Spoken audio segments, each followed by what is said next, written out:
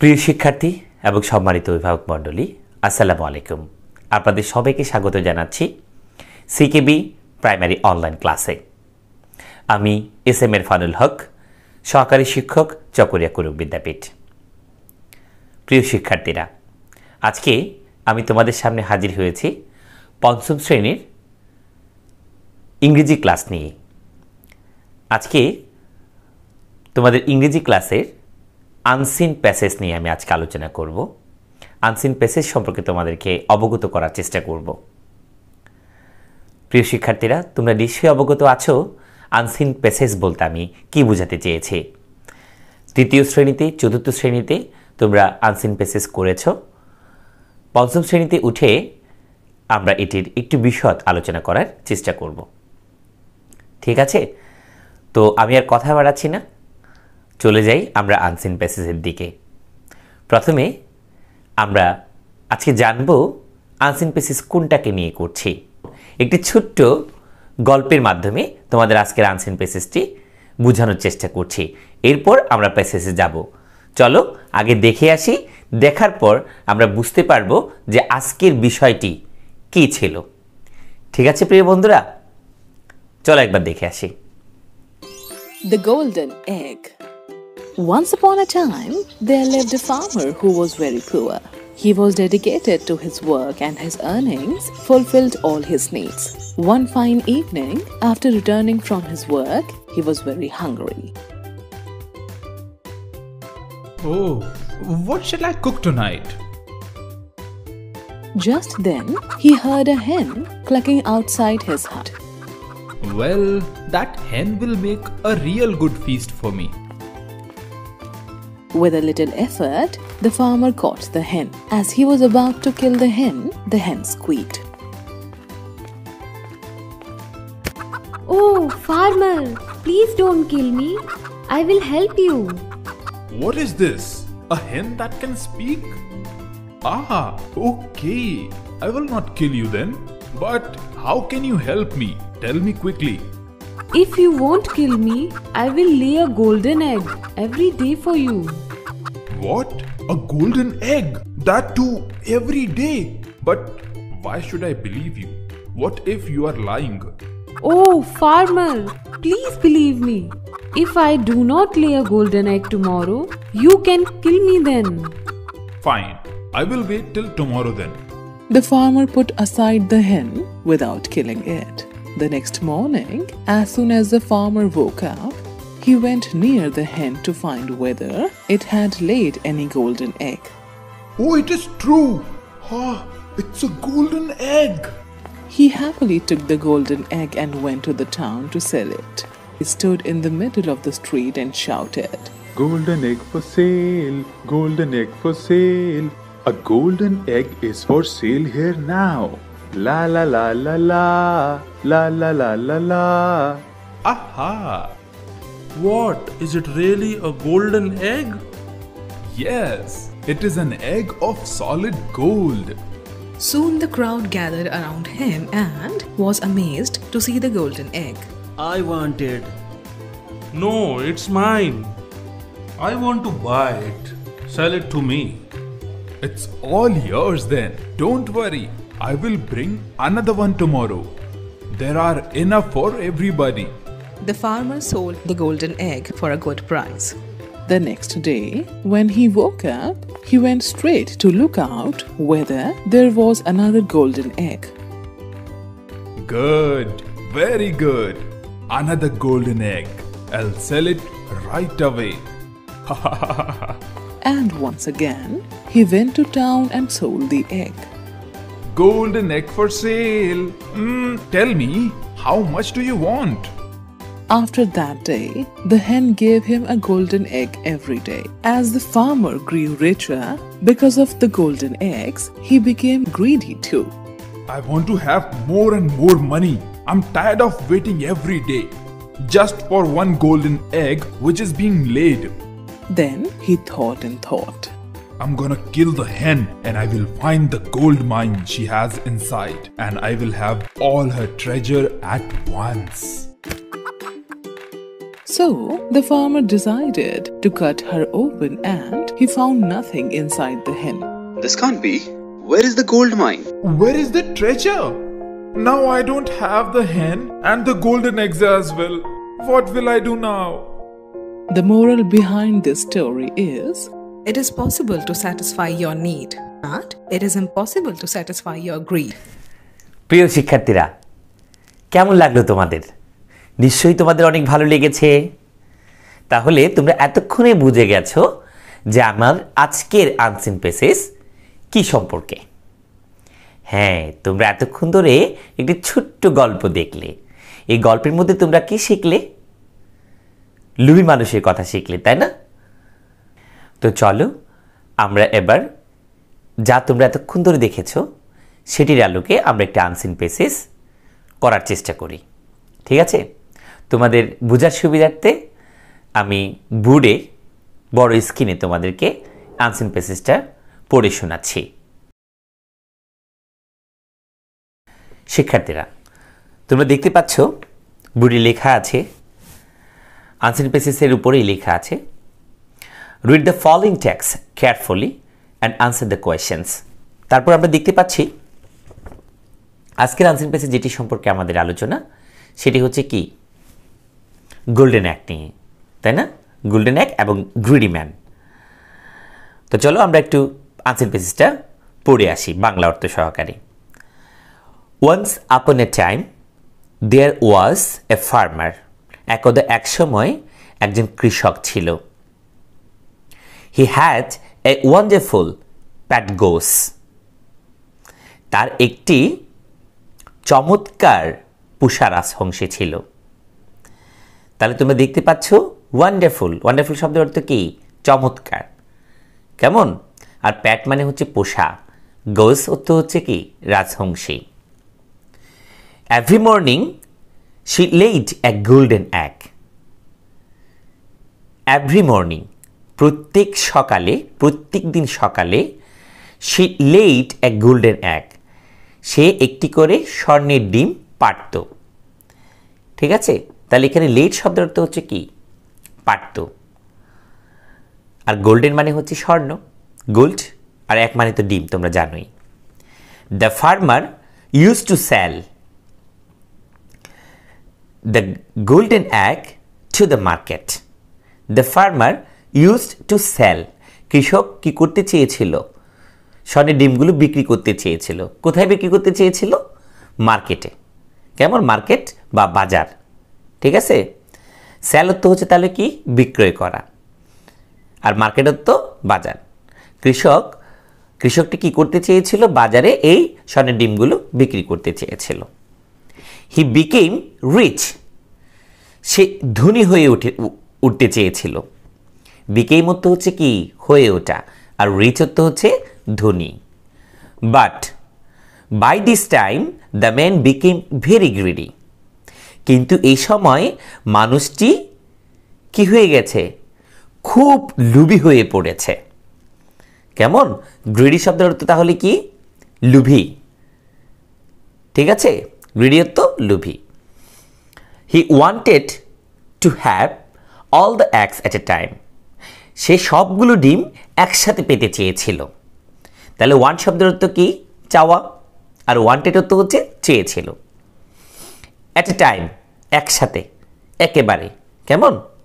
He thought if he cut the goose. Thing থেকে এখানে thought হয়েছে। তোমরা যদিও বা দেখছো এটি হচ্ছে অতীতকালের কথা, সবগুলো অতীতকালের কথা নির্দেশ করছে।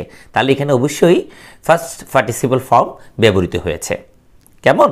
তাহলে এখানে তোমরা দেখতে পাচ্ছ থট। থিং থেকে কি হয়েছে? থট। সে চিন্তা করলো, ভাবলো, কেমন?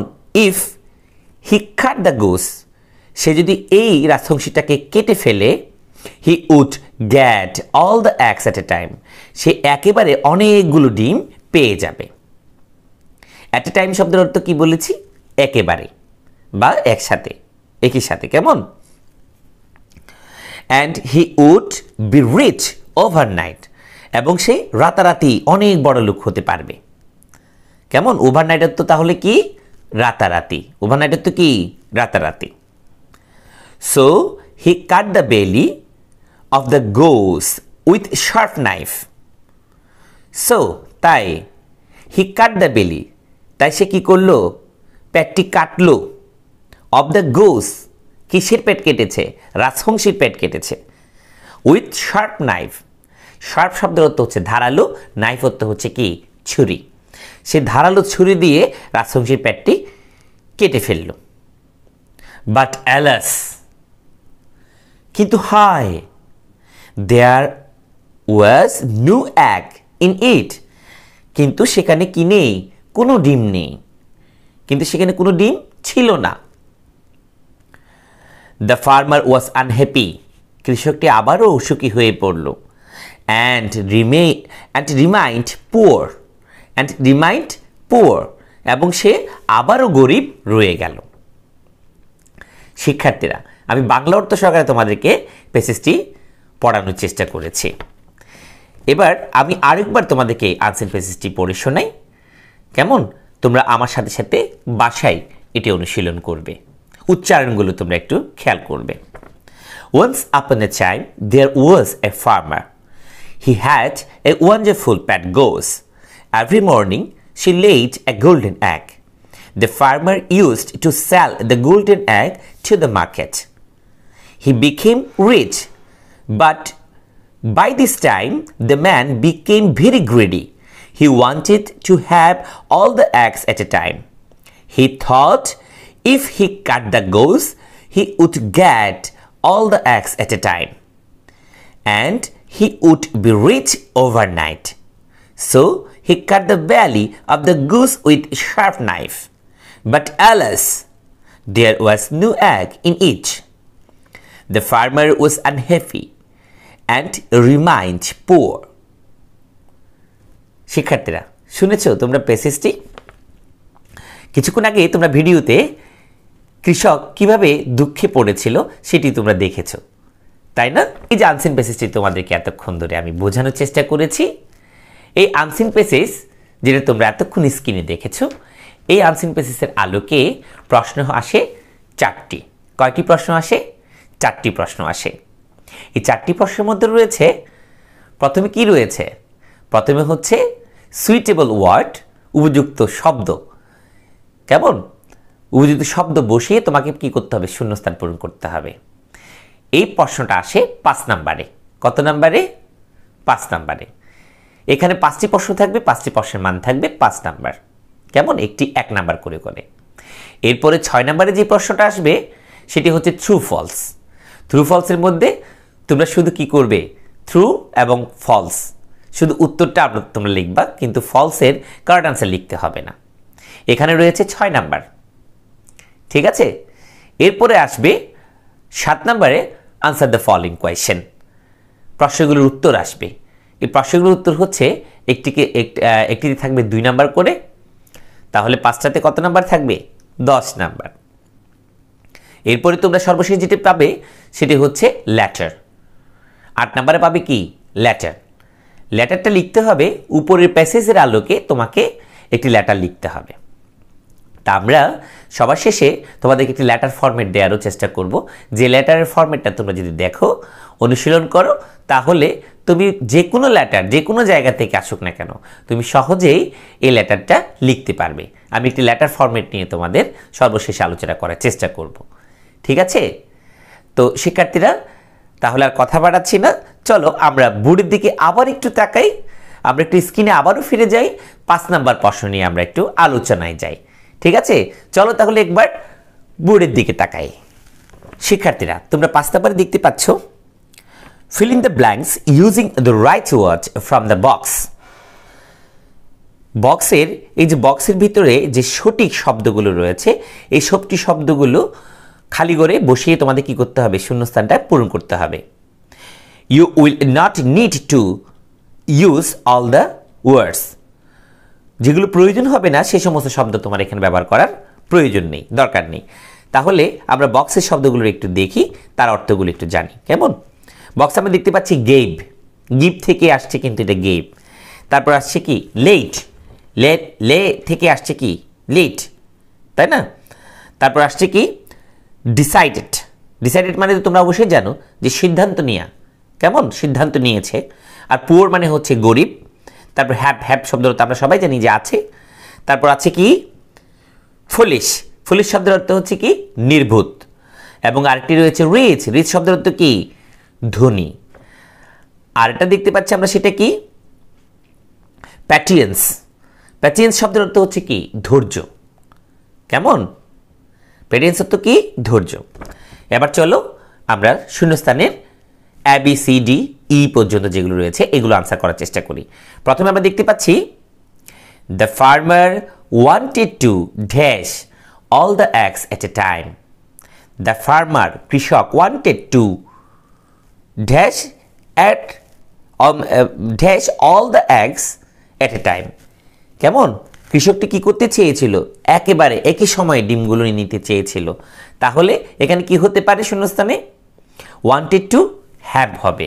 কি হবে, ওয়ান্টেড টু হ্যাভ, উত্তরে কি হবে তাহলে হ্যাভ হবে। কেমন, তারপরে বি নাম্বার দেখতে পাচ্ছি the goose dash a golden egg everyday. রাজহংসীটি প্রতিদিন প্রতিদিন স্বর্ণের কি করত, ডিম পারত। কি পারত, ডিম পারত। তাহলে তোমরা এতক্ষণে বুঝে নিয়েছো এখানে উত্তর কোনটা হতে পারে। হ্যাঁ ঠিকই ধরেছ, এখানে উত্তর হবে লেট। কি হবে, লেট। এরপরে সি নাম্বারে যেটা রয়েছে the farmer did not have any dash to get the golden eggs one by one. The farmer did not have any dash to get the golden eggs one by one. তাহলে এখানে আমরা কি লিখতে পারি, হ্যাঁ তোমরা ঠিকই ধরেছো, এখানে লিখতে পারি হচ্ছে কি প্যাটিয়েন্স, অর্থাৎ ধৈর্য। কৃষকটি ধৈর্য ধরতে পারছে না যে একটার পর একটা ডিম নিবে, এই ধৈর্যটা কৃষকের কি নেই, ধৈর্যটা টোটালি নেই। কেমন, তারপর আমরা দেখতে পাচ্ছি ডি নাম্বারে they remained dash as they were before, as they were before. They remained, they remained, তারা কি হয়েছিল, আবারও কি হয়ে গিয়েছিল বলো তো। হ্যাঁ তোমরা উত্তর ঠিকই ধরেছ, তারা আবার কি হয়ে গিয়েছিল, গরিব হয়ে গিয়েছিল। তাহলে গরিব ইংরেজি কি পুয়ার। তাহলে এখানে কি হবে, পুয়ার হবে। Poor as they were before, তারা আবারও কি হয়ে গেল, আবারও গরিব হয়ে গিয়েছিল। তারপর ই নাম্বার দেখতে পাচ্ছি the farmer wanted to become dash overnight. Wanted to become dash overnight, কৃষকটি রাতারাতি কি হতে চেয়েছিল বলো তো, কি হতে চেয়েছিল, ঠিকই ধরেছ। তারা রাতারাতি কৃষকটি কি হতে চেয়েছিল, ধনী হতে চেয়েছিল। তাহলে এখানে হবে কি রিচ। কি হবে, রিচ হবে। প্রিয় শিক্ষার্থীরা, তোমরা এতক্ষণ শূন্যস্থান পূরণ করেছ, ফিল ইন দ্য গ্যাপস করেছ, তাই না। এবার 6 নম্বর যে প্রশ্নটা আসবে সেটা কি, সেটি হচ্ছে ট্রু অর ফলস। কেমন, ট্রু হলে আমরা ট্রু লিখব, ফলস হলে ফলস লিখব। আর এখানে প্রশ্ন আসবে কতটা, 6টি প্রশ্ন আসবে, 6টির উত্তর দিতে হবে। প্রতিটির মান থাকবে 1 করে। তাহলে কত নাম্বার থাকবে, 6 নাম্বার। ঠিক আছে, তাহলে চলো আবার একটু আমরা বোর্ডে যাই, আবার একটু স্ক্রিনে দেখি। বড় আকারে কিন্তু আমরা এবার দেখাচ্ছি তোমাদেরকে, কেমন, যাতে তুমি সঠিকভাবে বাসায় লিখতে পারো। ঠিক আছে, যেন হোমওয়ার্কগুলো সঠিকভাবে আমাদের কাছে জমা দিতে পারো। তা আমি বড় স্ক্রিনে তোমাদেরকে দেখানোর চেষ্টা করছি। তাহলে চলো আমরা একটু স্ক্রিনের দিকে তাকাই, 6 নম্বর প্রশ্নের উত্তরগুলো আমরা একটু জানার চেষ্টা করি। চলো তাকাই।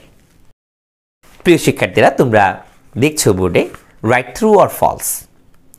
এ নম্বরে তোমরা দেখতে পাচ্ছ the farmer had a pet dog. কৃষকটির কি ছিল, একটি পোষা কুকুর ছিল। পোষা কুকুরের কথা বলেছিলাম আমরা, বলো তো এটা ট্রু হবে না ফলস হবে। হ্যাঁ তোমরা ঠিকই আনসার করে ফেলেছো, এটি কি হবে, ফলস হবে। কেমন, বি নাম্বারে দেখতে পাচ্ছি the goose laid a silver egg everyday. রাজহংসীটি প্রতিদিন কি করত, একটি করে সিলভার কালারের কেমন একটা কি করত, ডিম পারত। সিলভার কালারের ডিম পারত নাকি স্বর্ণের ডিম পারত, কোনটা বলো তো। হ্যাঁ তোমরা ঠিকই বলেছো, স্বর্ণের ডিম পারত। তাহলে এটাও কি হবে, ফলস হবে। সি নাম্বার দেখতে পাচ্ছি the farmer got much money by selling eggs. কৃষকটি কি করতে চেয়েছিল? ডিমগুলো বিক্রি করে অনেক টাকা উপার্জন করতে চেয়েছিল। এটা ট্রু হবে না? সত্য না এটা? অবশ্যই সত্য। তাহলে এটা কি হবে? ট্রু হবে। তারপরে ডি নাম্বারে আছে কি? There are lots of eggs in its belly. সেখানে ওই পেটের মধ্যে কি ছিল? অনেকগুলো ডিম ছিল। পেটের মধ্যে কি অনেকগুলো ডিম ছিল? এটা কি সঠিক না মিথ্যা বলো তো? হ্যাঁ, এটা অবশ্যই মিথ্যা। তাহলে কি হবে? ফলস হবে। কি হবে? ফলস হবে। এরপর দেখতে পাচ্ছি he sold the goose. He sold the goose. সে রাজহংসীটাকে ডিম বিক্রি করে দিয়েছিল। এটা কি সত্য? না না, এটা সত্য না। কারণ রাজহংসীকে সে তো হত্যা করেছিল, মেরেছিল, তাই না? সে তো বিক্রি করে নাই। তাহলে এটা কি হবে? এটাও ফলস হবে। এফ নাম্বার যেটা দেখতে পাচ্ছি সেটা কি? He wanted to have all the eggs at a time. সে সবগুলো ডিম একসাথে পেতে চেয়েছিল। তাহলে নিশ্চয়ই আমরা প্যাসেজের মধ্যে দেখেছি যে সবগুলো ডিম একেবারে পেতে চাওয়ার কারণেই সে কি করেছিল বলো তো? সে কি করেছিল? সবগুলো ডিম একসাথে নিতে চেয়েছিল যখন সে কি করেছিল? রাজহংসীটাকে হত্যা করতে চেয়েছিল, ঠিক না? তাহলে এটা কি হবে? এটা অবশ্যই ট্রু হবে। কি হবে? ট্রু হবে। প্রিয় শিক্ষার্থীরা, তোমরা ট্রু ফলসও কিন্তু করে ফেলেছ। খুব চমৎকার তোমরা উত্তর দিতে পেরেছ, ঠিক না? কারণ এই প্যাসেজটা অনেক মজার। ঠিক আছে, এখন আমরা যাব প্রশ্নের উত্তরের দিকে। তোমরা ট্রু ফলস এবং ফিল ইন দ্য গ্যাপস যেমনটি উত্তর দিয়েছ, ঠিক তেমনি প্রশ্নের উত্তরগুলো তোমরা সঠিকভাবে দিতে পারবে। তো চলো আমরা এবার প্রশ্নের উত্তরের দিকে একটু দেখি। কেমন? চলো আবারও আমরা স্ক্রিনে চলে যাই। কেমন? স্ক্রিনের দিকে আমরা একটু দেখি প্রশ্ন আজকে কি কি আছে। চলো স্ক্রিনে তাকাই। প্রিয় শিক্ষার্থীরা, তোমরা স্ক্রিনে দেখতে পাচ্ছ আনসার দ্য ফলোইং কোয়েশ্চেন্স। মান রয়েছে কত? 10 নাম্বার। এ নাম্বারে যেটা প্রশ্ন রয়েছে, what type of egg did the goose lay everyday? প্রতিদিন রাজহংসীটি কি ধরনের ডিম পাড়ে? ঠিক আছে, তোমরা এই প্রশ্নের উত্তরটা যদি একটু দেখো, উত্তরটা কি দেখতে পাচ্ছ? The goose laid a golden egg every day. প্রতিদিন রাজহংসীটি কি করে? স্বর্ণের ডিম পাড়ত প্রতিদিন, তাই না? কোন ধরনের ডিম পেড়েছিল? স্বর্ণের ডিম পেড়েছিল। বি নাম্বারে তোমরা দেখতে পাচ্ছ what made the farmer kill the goose. তার অর্থ কি দাঁড়াচ্ছে? তার অর্থ দাঁড়াচ্ছে কৃষক কি রাজহংসীকে মেরে ফেলল? না, কৃষকের রাজহংসীকে মেরে ফেলেছিল। কেন মেরে ফেলেছিল সেটা একটু উত্তরের দিকে তাকাই। বি নাম্বারের আনসারে তোমরা কি দেখতে পাচ্ছ? The greed to be rich very quickly made the farmer kill the goose. খুব তাড়াতাড়ি ধনী হওয়ার লোভে কৃষক রাজহংসীকে কি করেছিল? মেরে ফেলেছিল। ঠিক আছে, এবার চলো সি নাম্বার কোয়েশ্চেনে আমরা কি দেখতে পাচ্ছি?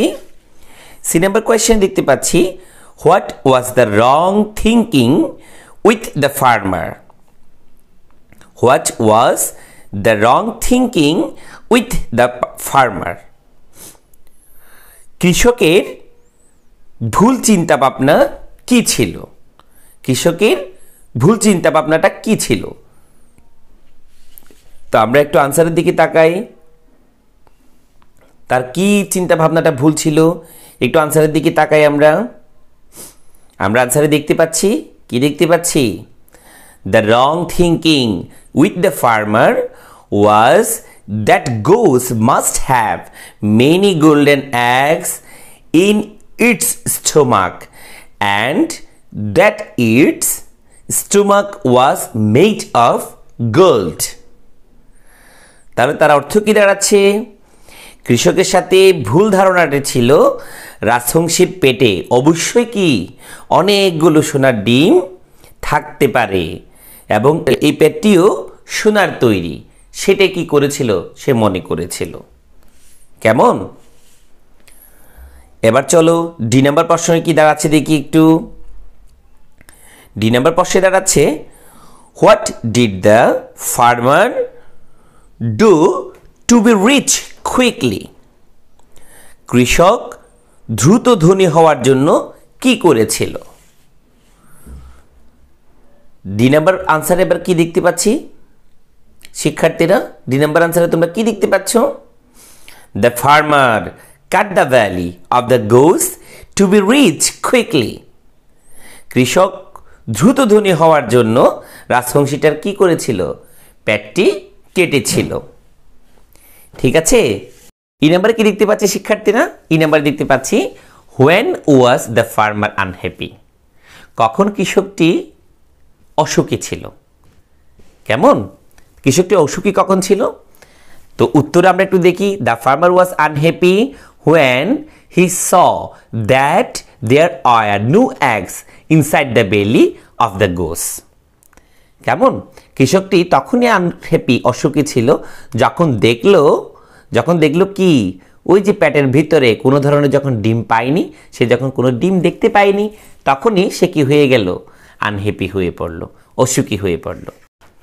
প্রিয় শিক্ষার্থীরা, তোমরা এতক্ষণ এই প্রশ্নের উত্তরগুলো দেওয়ার চেষ্টা করেছো, খুব সুন্দর তোমরা প্রশ্ন উত্তরগুলো দিয়েছো।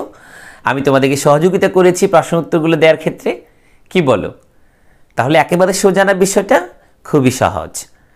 এবার এই আনসিন পেসেসের আলোকে একটি লেটার আসে। কেমন, এই লেটারের মান হচ্ছে কত নাম্বার? 10 নাম্বার। এই লেটারটা তোমাদেরকে একটু বোঝানোর চেষ্টা করছি।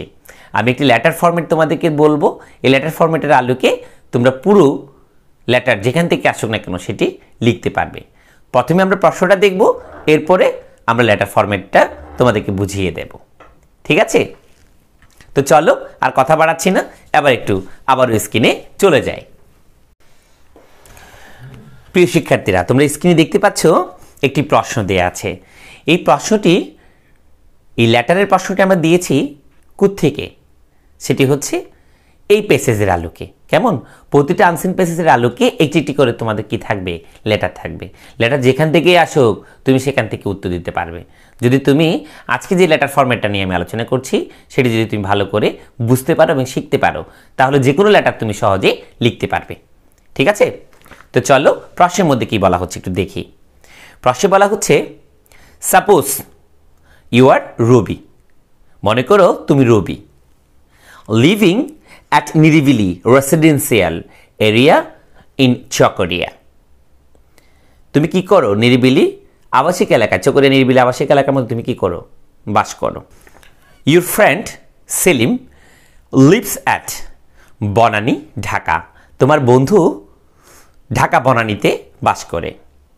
He has wanted to know, সে জানতে চেয়েছিল, if you have a pet animal of your own, যদি তোমার মতো তার একটি কি থাকতো? পোষা প্রাণী থাকতো। কেমন, now write a letter to your friend telling him about your pet animal. এখন তুমি কি করো? তোমার বন্ধুকে এটি সম্পর্কে জানিয়ে, এই পোষা প্রাণী সম্পর্কে জানিয়ে তুমি কি করো? একটি চিঠি লিখো। ঠিক আছে, এটা হচ্ছে আজকের প্রশ্ন। তো আমরা এই প্রশ্নের আলোকে একটি লেটারের ফরম্যাট তোমাদেরকে বোঝানোর চেষ্টা করছি। প্রিয় শিক্ষার্থীরা, আমরা লেটার ফরম্যাট নিয়ে কিন্তু আলোচনা করছি। কেমন, লেটার ফরম্যাটটা একটু আমরা স্ক্রিনে দেখি। এখানে দেয়া আছে, তোমরা দেখতে পাচ্ছ ডেট দেওয়ার পরে ডট ডট দেওয়া আছে। এই ডেট দেওয়ার পর ডট ডটটা কেন দিয়েছি? তোমরা যেদিন লেটারটা লিখবে সেদিনের ডেটটা এখানে বসাবে। তারপর লেখা আছে চকরিয়া কক্সবাজার। এখানে চকরিয়া কক্সবাজার আমি দিয়েছি। লেটারের মধ্যে যে ঠিকানা থাকবে তোমরা সেই ঠিকানাটা নিচে লিখবা। কেমন, তারপর লেখা আছে dear dot dot. Dear dot dot দিয়েছি কেন? ডেয়ারের মধ্যে ওইখানে তুমি কোন বন্ধুকে লিখছো? আমরা এখানে দেখতে পেয়েছি তোমার ফ্রেন্ডের নাম কি বলেছিলাম? সেলিম। তাহলে ডেয়ার কি লিখবে? সেলিম লিখবে। কেমন, অর্থাৎ চিঠিতে যেটা নির্দেশ করবে সেটি তোমরা কি করবে? লিখবে। তারপর লেখা আছে at first take my cordial love, সর্বপ্রথমে আমার কি নিও? ভালোবাসা নিও। I hope you are well, আমি জানি তুমি ভালো আছো। I am quite well by the grace of Almighty Allah, কেমন, আমিও আল্লাহর অশেষ রহমতে ভালো আছি। এখানে মুসলিম যারা তারা আল্লাহ লিখতে পারো, আর যারা অন্য ধর্মাবলম্বী রয়েছে তারা তোমরা কি লিখতে পারো? অলমাইটি গড লিখতে পারো। আর গড লেখার সময় অবশ্যই জিটা কি হবে? ক্যাপিটাল লেটার হবে। ঠিক আছে? কারণ সৃষ্টিকর্তা যখন বোঝাবে তখন অবশ্যই বাক্যের ভিতরে সেন্টেন্সের মধ্যেও থাকলেও সেটা কি হবে? তার প্রথম অক্ষরটা অবশ্যই বড় হাতের বসবে। কেমন? অলমাইটি গড ব্যবহৃত হবে। I got you letter yesterday. আমি কি করেছি? গতকালকে তোমার চিঠি পেয়েছি। In your letter you wanted to know about. চিঠিতে তুমি জানতে চেয়েছিলে অ্যাবাউটের পরে দেখা আছে, দেখতে পাচ্ছ ডট ডট দেয়া। অ্যাবাউটের পর কি দেয়া আছে? ডট ডট দেয়া আছে। এই ডট ডটটা কেন দিলাম? অ্যাবাউটের পরে ডট ডট দিলাম কেন জানো? কারণ আজকের তুমি উপরে লেটারটা যেটা দেখেছো, লেটারের প্রশ্নের মধ্যে কি দেয়া আছে? অ্যাবাউট দেওয়ার পর কি দেয়া আছে বলো তো? অ্যাবাউট ইউর প্যাট অ্যানিমাল বলেছে না? হ্যাঁ, কি বলো? Telling his about your pet animal বলা ছিল না? তাহলে এখানে তুমি কি লিখবে? Know about my Pat animal হবে। যখন ইউর দিয়ে প্রশ্ন করবে তখন তুমি যখন নিজের হয়ে লিখবে তখন লিখবে কি? মাই প্যাট অ্যানিমাল, আমার পোষা প্রাণী, আমার পোষা প্রাণী। Now I am writing to you about it. কেমন? এখন আমি কি করছি? এখন আমি তোমাকে এটি সম্পর্কে লিখছি। তারপরে আবারও আমি কি দিয়েছি? ডট ডট দিয়েছি। এইটা আমি তোমাদেরকে একটা লেটার ফরম্যাট দেখাচ্ছি। এই ফরম্যাটে যখন তুমি লিখবে তখন যে কোনো চিঠি, যে কোনো লেটার তুমি যেখান থেকে আসুক না কেন তুমি লিখতে পারবে। এই উপরের ফরম্যাটটা ঠিক রেখে বাকিগুলো প্যাসেজ থেকে দেখে সেখান থেকে যে কিছু কিছু সেন্টেন্স একটু পরিবর্তন করে তোমরা সেটা কি করতে পারো? লেটারটা সুন্দর করে গুছিয়ে লিখতে পারো। ঠিক আছে? তো এখানে ডট ডট যেটা দিয়েছি এখানে কি করবে? তোমার যে প্যাট অ্যানিমালের কথা বলেছি, হতে পারে এখানে অ্যাবাউটের পরে এখানে হতে পারে তোমার ফ্যামিলি সম্পর্কে, হতে পারে তোমার ভিলেজ সম্পর্কে, হতে পারে তোমার আদার্স কান্ট্রির একটা সম্পর্কে হতে পারে, তাই না? এগুলো সম্পর্কে তুমি বৃহৎ কি করবে? বর্ণনা দিবে। নিচে এগুলো বর্ণনাগুলো দিবে। বুঝতে পেরেছো শিক্ষার্থীরা? তারপরে কিছু বর্ণনা দেওয়ার পর তারপর তোমরা লিখবে কি? নো মুড টুডে, আজ আর নয়, রাইট টু মি সুন, শীঘ্রই আমাকে লিখবে। এরপরে তোমরা দেখতে পাচ্ছ ইউজ অ্যাভার্স, ইউজ অ্যাভার। কেমন? তারপর আমরা কিন্তু শেষ করে দিচ্ছি। তারপর নিচে দেয়া আছে কি? ডট ডট দেয়া আছে। এই ডট ডটের মধ্যে তোমরা কি করবে? অবশ্যই যদি তুমি চিঠিটা লিখতেছো তাহলে এখানে দেখবা একটা বিষয় তোমরা খেয়াল রাখবে, সেটা হচ্ছে উপরে দিয়েছিলাম সাপোজ ইউর নেম ইজ, কি দিয়েছিলাম? রবি দিয়েছিলাম। তাহলে এখানে তোমার নাম কি লিখতে হবে? রবি লিখতে হবে। এখানে তোমার নিজের নাম ব্যবহার করা যাবে না। এখানে অবশ্যই কি লিখতে হবে? তোমার রবি লিখতে হবে। কেমন? তাহলে উপরে যাকে লিখতেছো তার নাম হবে কি? সেলিম। নিচে এখানে লিখবে কি? রবি। বুঝতে পেরেছো শিক্ষার্থীরা? এবার আসো নিচের দিকে আমরা অবশ্যই একটা স্টাম্প আঁকবো। এই স্টাম্পটার মধ্যে আমি কি করেছি? স্টাম্প লিখেছি। ডান পাশে বসে হচ্ছে টু আর বাম পাশে বসে হচ্ছে ফ্রম। ফ্রম মানে হচ্ছে হতে থেকে, তাই না? টু মানে হচ্ছে প্রতি। আমি কাকে লিখছি? তো লিখছি হচ্ছে আমার বন্ধু সেলিমকে, তাহলে সেলিম বসবে।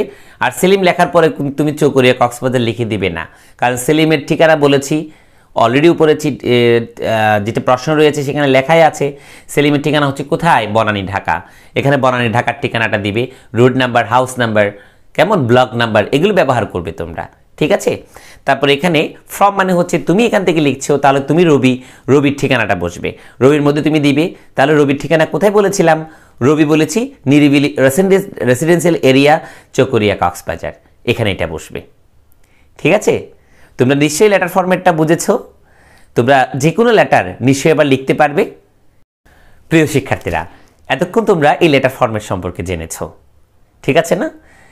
তোমরা এই লেটার ফরম্যাট যদি না বুঝে থাকো তাহলে অবশ্যই আমাকে ইনবক্স করবে, ইনবক্সে আমাকে জানাবে, আমি তোমাদেরকে প্রশ্নের উত্তরটা দেওয়ার চেষ্টা করব। ঠিক আছে? আর যদি তারপরও তোমাদের সমস্যা হয় তাহলে আমরা তো বিদ্যালয়ে আছি, অবশ্যই আমাদের সাথে যোগাযোগ করবে। যোগাযোগ করলে আমরা তোমাদেরকে আর সুন্দর করে বিষয়টা বুঝিয়ে দেওয়ার চেষ্টা করব। কারণ অনলাইন ক্লাসের মাধ্যমে তো সবগুলো বিষয় বৃহৎ আলোচনা করা যায় না, অনেক ছোট ছোট বিষয় নিয়ে আলোচনা করতে হয়। ঠিক আছে? আমি আজকে তোমাদেরকে আলোচনা করার চেষ্টা করেছি পুরো আনসিন প্যাসেজ সম্পর্কে। পুরো আনসিন প্যাসেজে 4টি প্রশ্ন আসে, এই 4টি প্রশ্ন কিভাবে উত্তর দিবে আমি সেই সম্পর্কে তোমাদেরকে বোঝানোর চেষ্টা করেছি। তোমরা নিশ্চয়ই অনেকখানি বুঝতে পেরেছো। আর যদি কোনো কারণে না বুঝে থাকো তাহলে অবশ্যই আমাদের সাথে যোগাযোগ করে এই বিষয়গুলো বুঝে নেবে। আর প্রিয় শিক্ষার্থীরা, আজকের আনসিন প্যাসেজটি তোমরা পরিপূর্ণভাবে খাতায় লিখে খুব সুন্দর করে লিখে উপরে একটি টপ শিট দিয়ে তোমরা অবশ্যই আগামী 3-4 দিনের মধ্যে তোমরা বাড়ি কাজ লিখে হোমওয়ার্ক করে তোমরা আমাকে জমা দিয়ে দিবে। ঠিক আছে প্রিয় শিক্ষার্থীরা, তোমাদেরকে অনেকক্ষণ এই আনসিন প্যাসেজ সম্পর্কে অবগত করার চেষ্টা করেছি এবং গল্পের মাধ্যমে এবং অনেকগুলো বিষয় তোমাদেরকে বোঝানোর চেষ্টা করেছি। তোমরা অবশ্যই বুঝতে পেরেছো এবং আরেকটি বিষয় তোমাদেরকে যেটা বলতে চাই সেটা হচ্ছে বাসায় মনোযোগ দিয়ে পড়াশোনা করবে।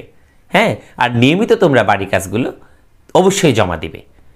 ঠিক আছে, তো আমি আর কথা বাড়াচ্ছি না, তোমাদের সবার সুস্বাস্থ্য কামনা করছি।